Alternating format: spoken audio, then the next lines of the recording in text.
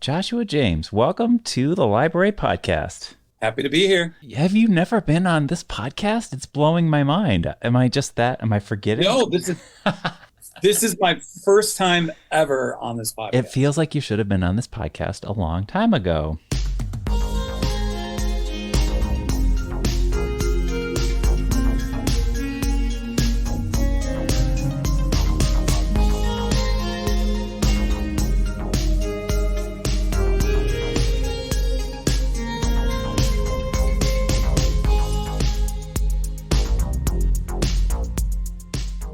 Folks at home, you're listening to A Little Too Quiet. It's the Ferndale Library Podcast, and it's brought to you by the Friends of the Ferndale Library. And I already mentioned that we're being joined by Joshua James. Hello. Hello. Musician, educator, band leader, and probably so many other things. A arranger, a saxophonist, any other bullet points or accolades? No, longtime Ferndale resident. That's right. And library lover. No, absolutely. Yes. Friend to the Ferndale Library myself. Yes. Heck yeah. And on this podcast, of course, because of your musical life, and have been a presence in the library in sort of a presentational event programming manner before, sometimes performing music, sometimes to my delight and to many delight, sometimes just talking about music. Gave one heck of a program, an opera-centric program during the quarantine days over Zoom, which was incredible. Really love that. So I just love your musical mind. And now you're here to talk about more music, which includes Theatre Bizarre Orchestra, which is very exciting to us. But yeah, for folks at home, Josh, could you just talk about a little bit of your musical career, if you can distill it into a little brief summary for folks, and especially tell us about your jazz life as well. Yeah. So I am a professional saxophonist by trade, professional composer and arranger by trade. I double on clarinet and flute. Over the years, I've been very fortunate to get hired to work in other people's bands, which has been a lot of fun. I've been asked to record on a lot of people's records, which is also fun. Especially keeping it in Ferndale. I've had a lot of awesome recording experiences at Ferndale's own Tempermill Studios, not far from the library, about half a mile over there on Camborne and Hilton. I feel like I could almost see it from here. That's right. Yeah. It's real close. Yeah. Starting off early in the career, I was primarily a side person. And then, as many people in my shoes do, we eventually get, as a former band leader once told me, we get a bad case of leaderitis, and we have to lead our own groups. And so that's kind of where I started putting together my own bands. I've had a couple of different projects under a couple of other names, but the most successful in the past few years has been the Theatre Bizarre Orchestra. And then my other smaller group, which is the Aston Neighborhood Pleasure Club. And that kind of brings me to today. Yeah. Oh, it's a Friday. I always feel like I have excuses on Fridays and Mondays for being scatterbrained, but I was looking up the history of this library's series of concerts, which was started by Kelly Bennett, and that was back in 2012. Yeah. And ever since then, we've been doing monthly concerts. But also ever since then, we've really been kind of going big in the summer and like really making those 3 shows that we always do in the summer real spectacles. And just a great time. And I think that the first one was the first time we ever did a summer concert was back in, I think, 2012. But I feel like you did a summer concert here. What's that? I was on that series, if I recall. That's right. And I can't remember the name of the jazz piece. It was a little big band project. It was the Nighthawks Jazz Orchestra. That's it. The Nighthawks. Yeah. Yep. The Nighthawks Jazz Orchestra. Yes. And we played outside in the courtyard. Yep. I remember it being very hot that day. It was. Of course, these days, regrettably, it's much hotter than it was then. Right. But 11 years ago, and that's that's really when I met you, and I've just seen you go on to so many things. I do feel like you were involved or part of Planet D Nanette for a second. Yes, Correct? I was. That was at the same. So I was the longtime music director and like staff arranger for the Planet D Nanette, which is a fantastic band. They're still going strong. They're on tour on the west side of the state presently, and they did a whole bunch of great shows at Detroit's Orchestra Hall. Wow. So yeah, that band is going strong. But yeah, that's right. Back in 2012, I was still playing the Reed 3 chair and writing music for the band. Yes. And so can you take us back, I guess, to perhaps, is it 2014, and give us a little bit of the origin of Theatre Bizarre Orchestra? Yeah, so it was great. So at the time, the Planet D Nanette had been hired to play at Theatre Bizarre that year previous, I believe. Okay. And whatever year it was that Theatre Bizarre had received, they were a Kresge Arts grant recipient. Mm-hmm. And so that was kind of the beginning of when Theatre Bizarre really expanded, because it used to only ever be one weekend. Right. And that was kind of around the era of them moving to 2 weekends.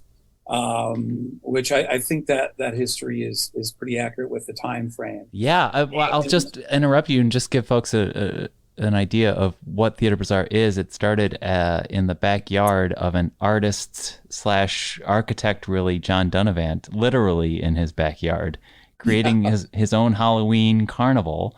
And then it kind of expanded and it went to different venues. But the iteration that Josh is referring to is when it kind of moves into the Masonic Temple and really does become big in this world-class situation.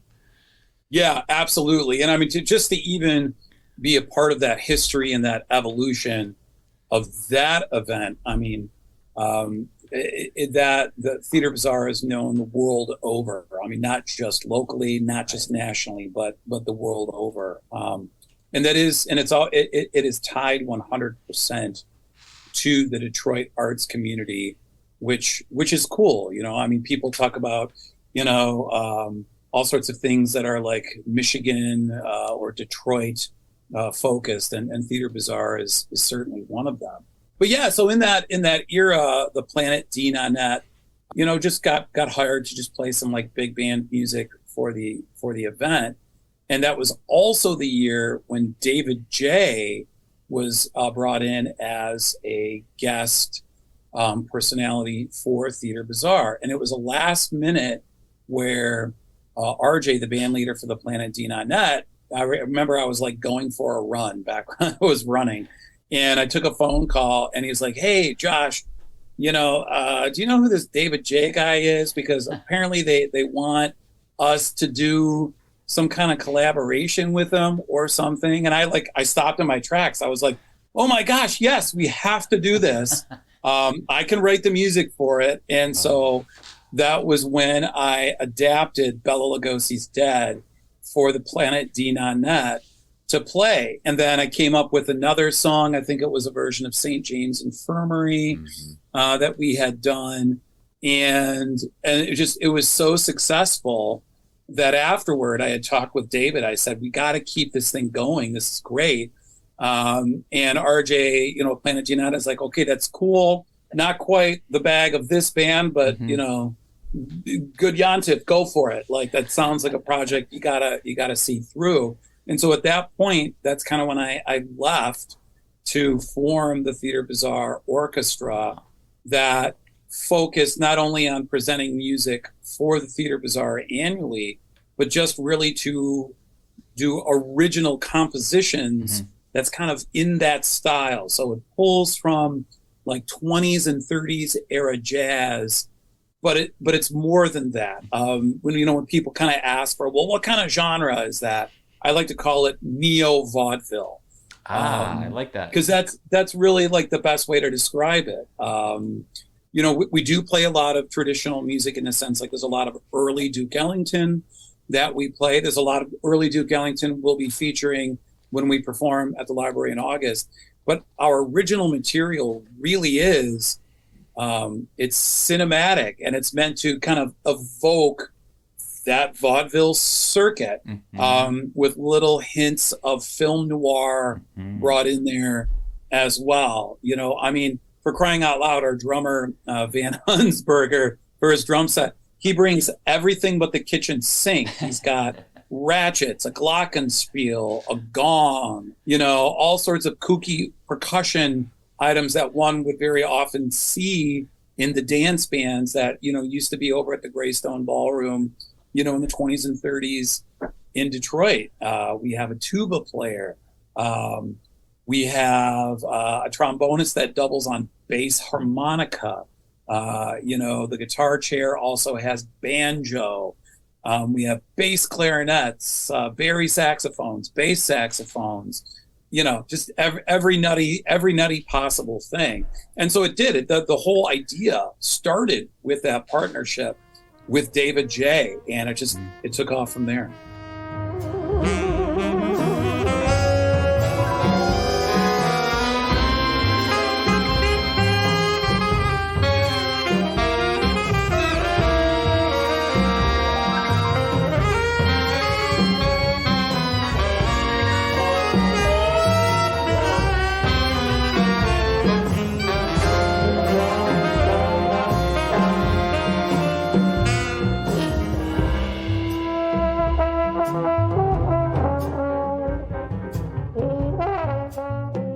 Yeah, the word flavorful came into my head just now, yeah. or zesty, dynamic, you know. Yeah, yeah, absolutely. You know, I was thinking like, oh, I'm gonna sit down with Josh. How do I ask him about how he goes from Duke Ellington's Caravan to David J's, you know, Bauhaus situation? That's such a.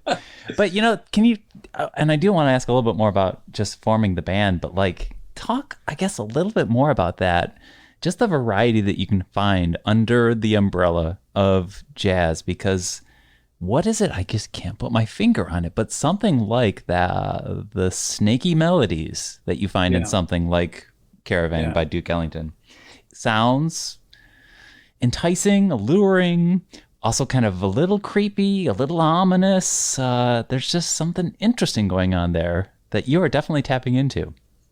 I'm trying to, so I'm glad that you're grabbing that. Yeah. So if you go back historically and you look at the origins of jazz, and so there are all sorts of genres, subgenres, and it's kind of delineated by era, right? So people think of like the proto jazz being, you know, early ragtime music, which was, you know, primarily, you know, promulgated by folks like Scott Joplin. That's like the big household name, but it was basically like a pianistic style. Sure. And so that concept of swing that really evolved and that we think of with jazz, it came out of this ragged time that just, it started permeating all throughout the country. And you really do have to look at New Orleans as really being the epicenter of that kind of music. So like what you're describing, the melodies, the rhythms, right, the sounds really do come from New Orleans. Now I have to say, you know, Wynton Marsalis and his series on jazz, like he really does a great job. It wasn't his series, but he was featured prominently in that famous PBS documentary on jazz. And he talks a lot about the origins, and he really does say it best. You know, he refers to the musicians and the music in early New Orleans as being like a gumbo. There was a lot of different musical styles that were really starting to mesh and intertwine. And so if you go back and check out a lot of those original bands, they utilize a lot of these sounds that also pull from what we would consider, excuse me, like European classical music. So there's this overlap very early of kind of like European classical music sensibility with blues, ragtime, even to some extent bluegrass. But that's kind of where that early trad jazz and the hot jazz and those dance bands, like you listen to the sounds that they're making, especially on the saxophone, the tone is very different than what when you talk to someone about jazz and they're thinking about, you know, like later period Duke Ellington, or they think about swing music, or they think about, you know, John Coltrane or Miles Davis. You hear the saxophone, the trumpet, the trombone in these contexts, and you're like, what? That's what I think of jazz. What's all this other stuff? Right. You know, and but that really is more the original sound of the music before it evolved into the swing era of the 30s, going into the bebop era of like the late 30s and the 40s, which then transitioned into like that hard bop era, 50s and 60s. And then you got like the post bop and kind of where we're at today, where, you know, what we do sounds very different than a contemporary jazz musician. So I like to think about it as, you know, going back into the family tree of jazz and saying, oh, okay, we're going to take this and we're just going to build a branch off that branch and just keep going in that direction if we could.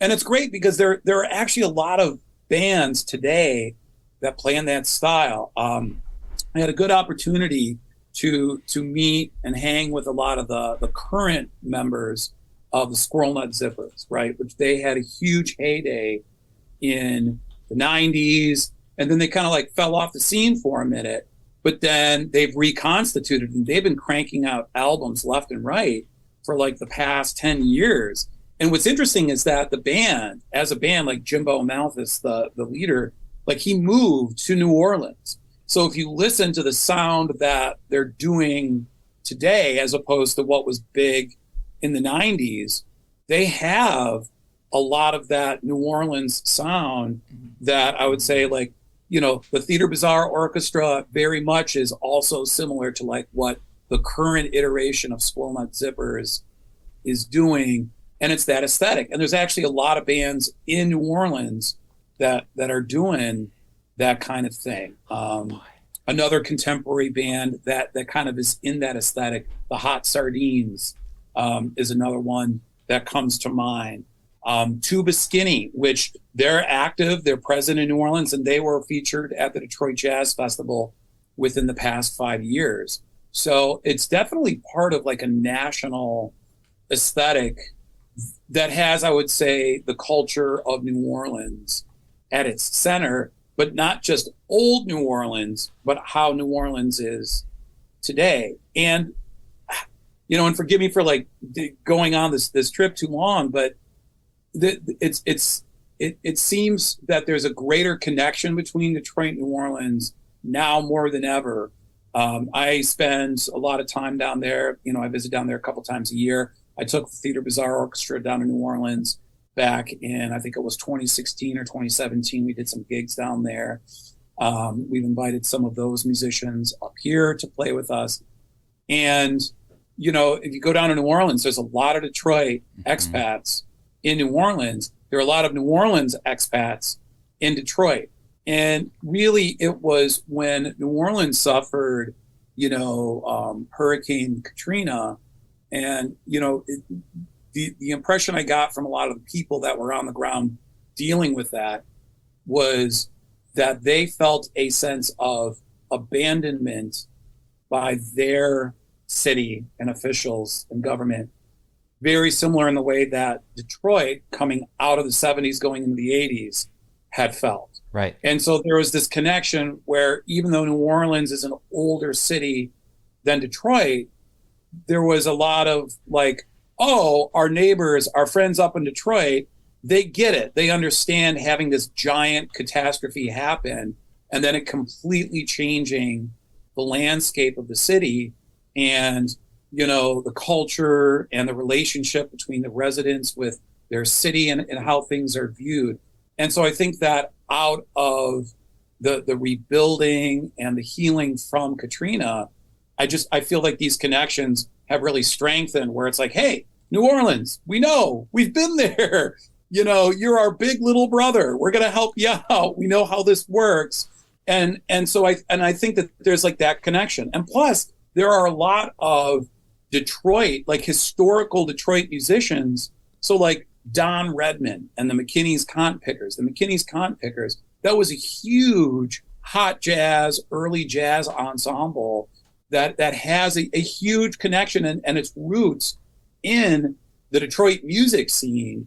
And so you go far back enough in the 20s, you start seeing like these cats that were playing in New Orleans, like going up to Detroit, going to get a job and working in the scene up there. Right. So it's just kind of capitalizing on a lot of these shared cultural elements that both cities have had, and musically for decades, for over 100 years at this point. Yeah, I was picturing a map in my head, and basically you see New Orleans, and you can just see this artery of an interstate going up, up, up, up, up. We're almost directly above them, and you think of the Great Migration, and you think of, well, what are the cities that became known for jazz and blues? Well, it just goes straight up: St. Louis, Chicago, Detroit.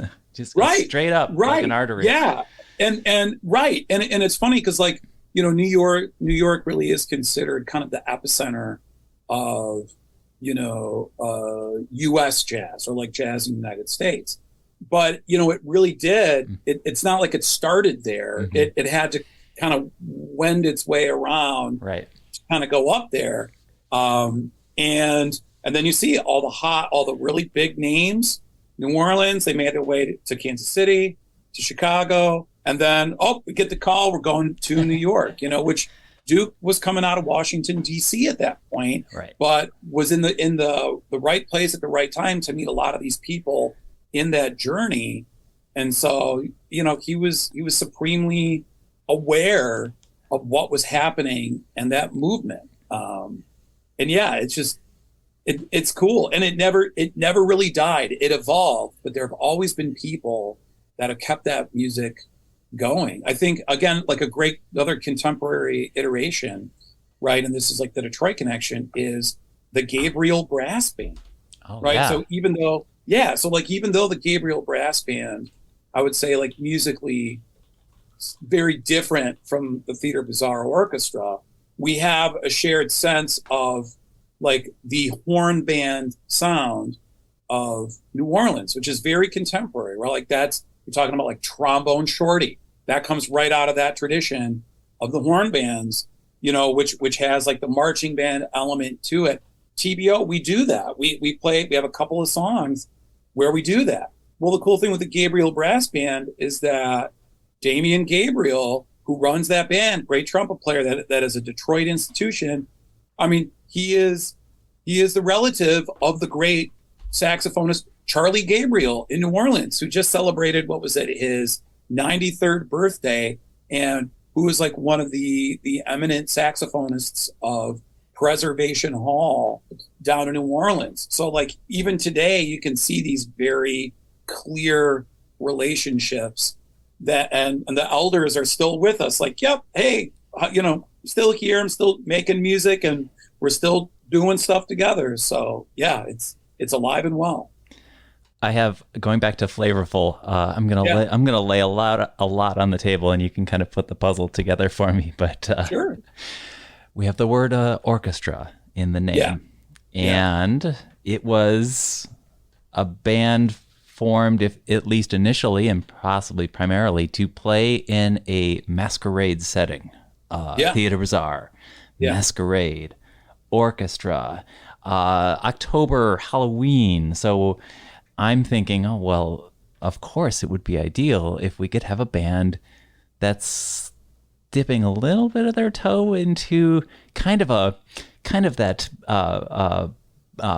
Bach toccata and fugue kind of thing, with a little bit of Camille Saint-Saëns' Dance Macabre, but then bring it up to Cab Calloway. And then I also think it's so telling, every time Halloween comes around, I always see those clips of Cab Calloway, St. James Infirmary, and on Betty Boop. There's something, again, going back to that creepy allure of jazz.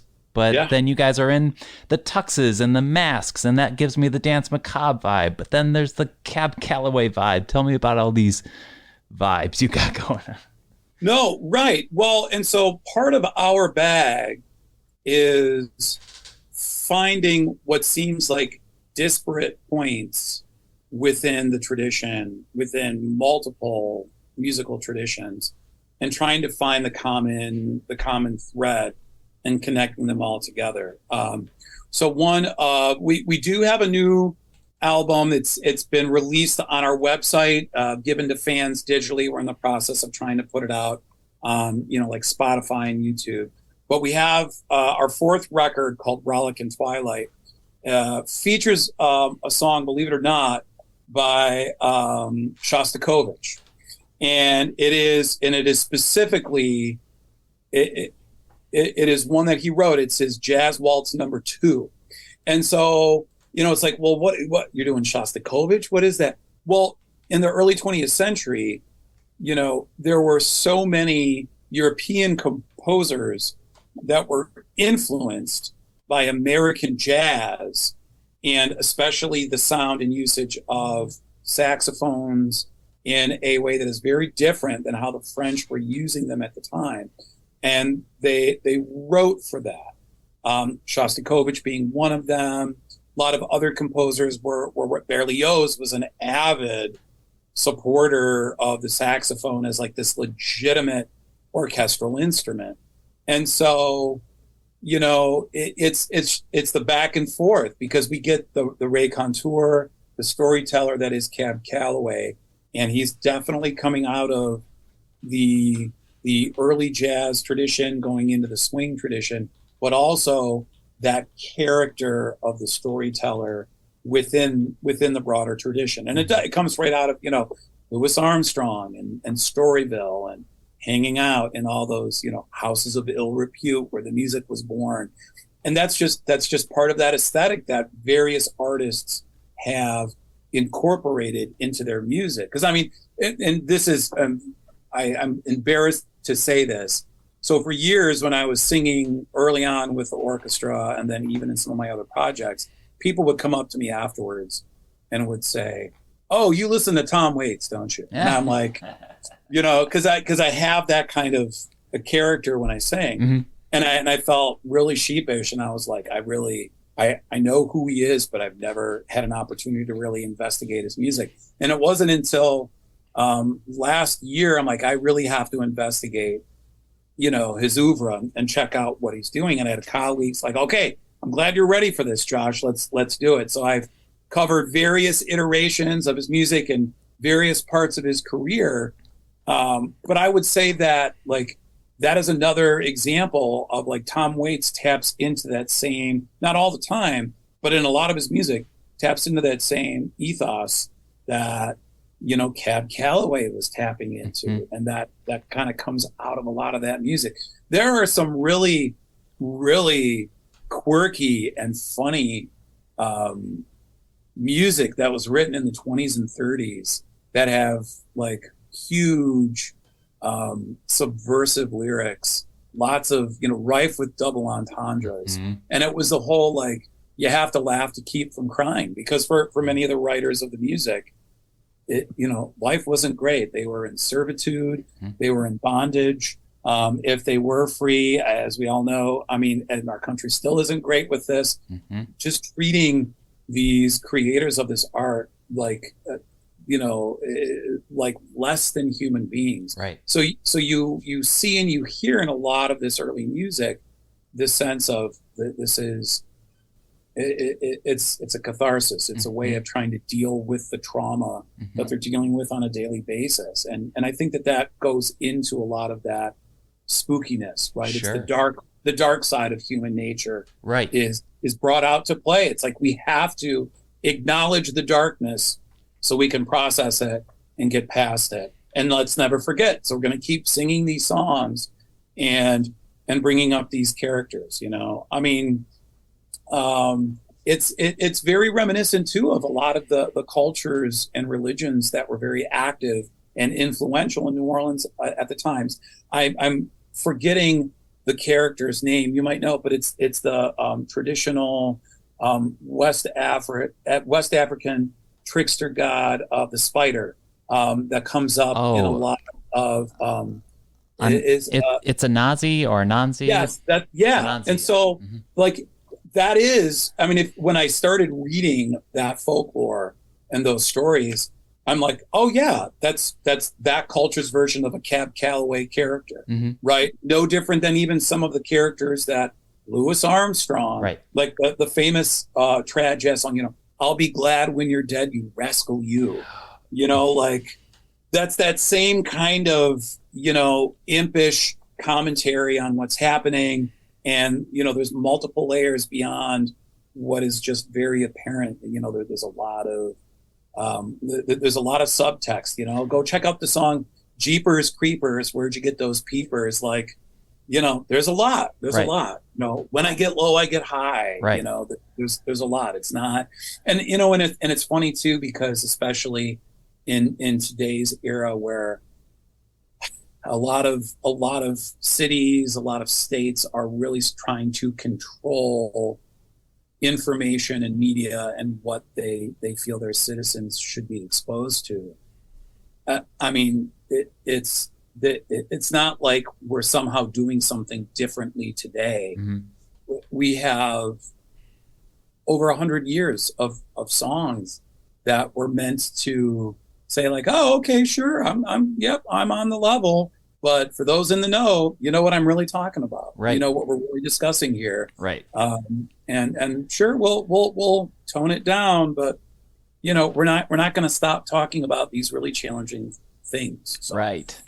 Yeah. Acknowledging the darkness I could not have put it better than that. And like my brain going, I'm thinking about what else do we associate with New Orleans as far as acknowledging the darkness is the way in which they go through the experience of a funeral. It was way more different. It's something celebratory.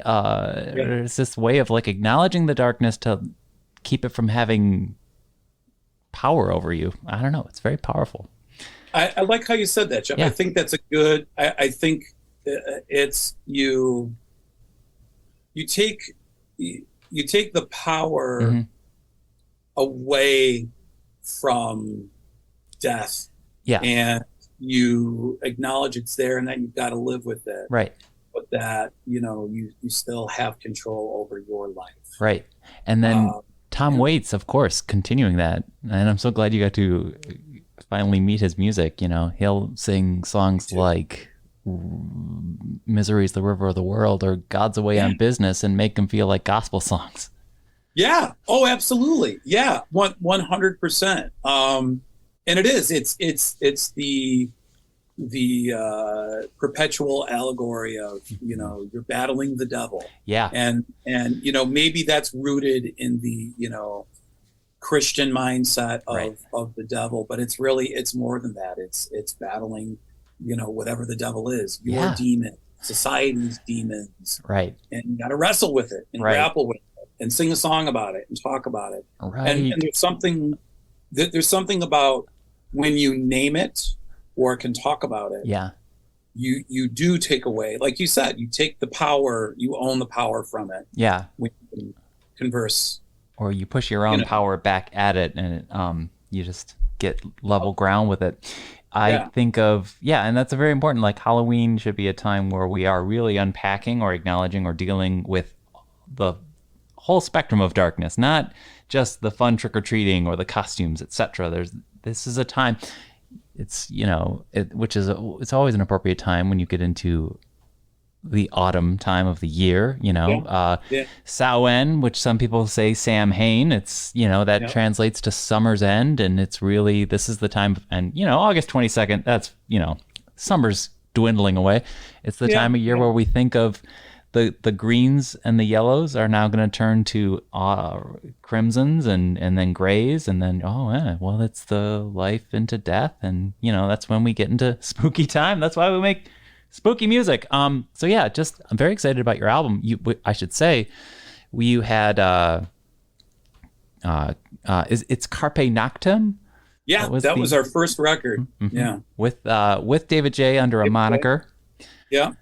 MC Nightshade, and then you had Dance with the Devil. Dance with the Devil. Second one. Yep, Dance with the Devil, and that one won a Detroit Music Award for Best Jazz Recording that year. Heck yeah. And then when we do talk about Theatre Bizarre Orchestra, we also talk about elements of kind of cabaret and burlesque coming in, and that's really accentuated with These Are My Friends, where you collaborate with Satori Circus, who's a performance artist / musician here in town.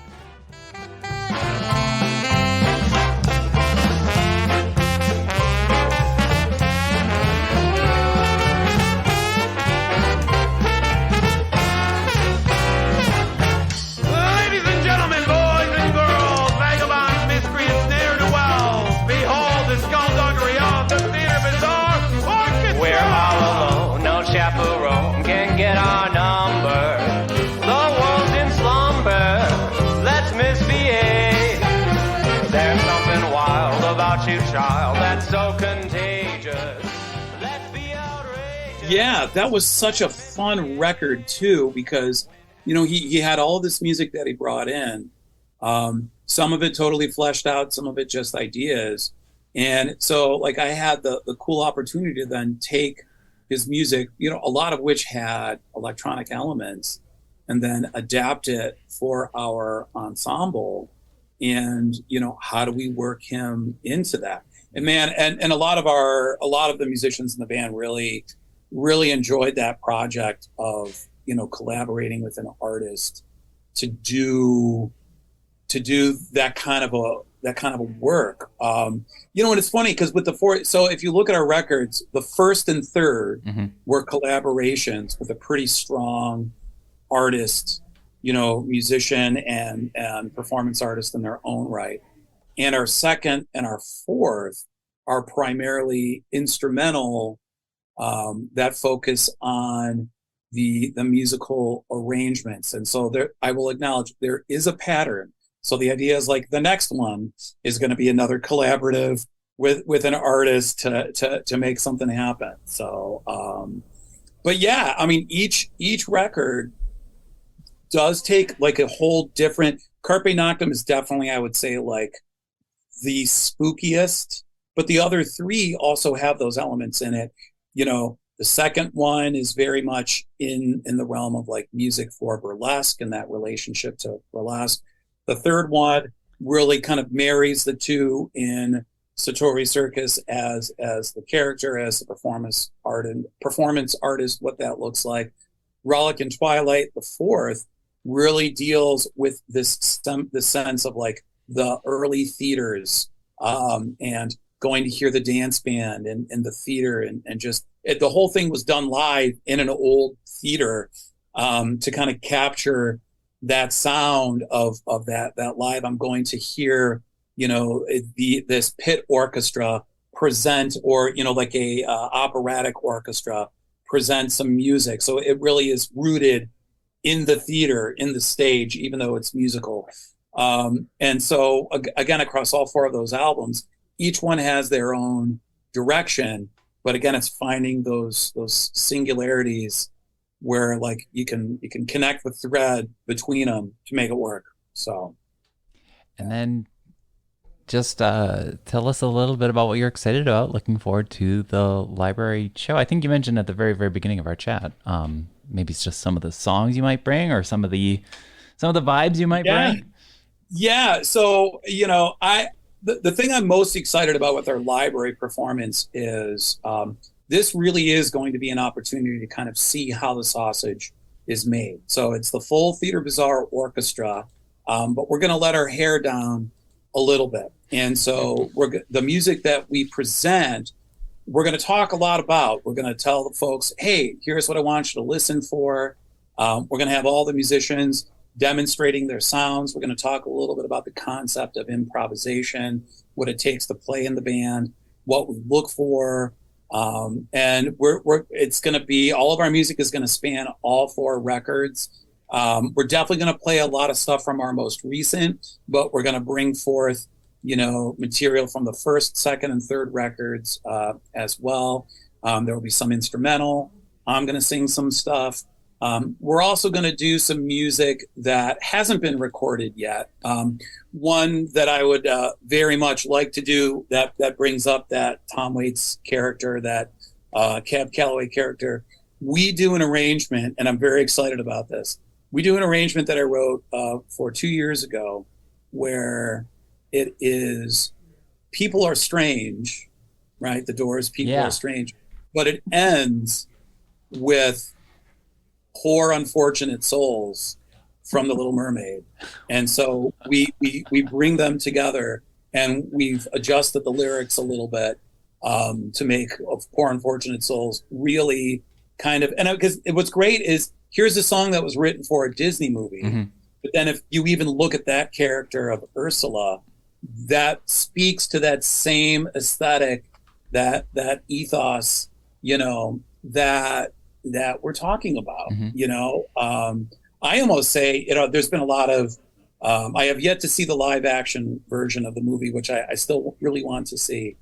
But it's really interesting. There's this whole like subculture of fan fiction surrounding Ursula, where it's Ursula got a bum rap, but it's very much in that same vein of the musical Wicked, where it's like, you don't know what's going on.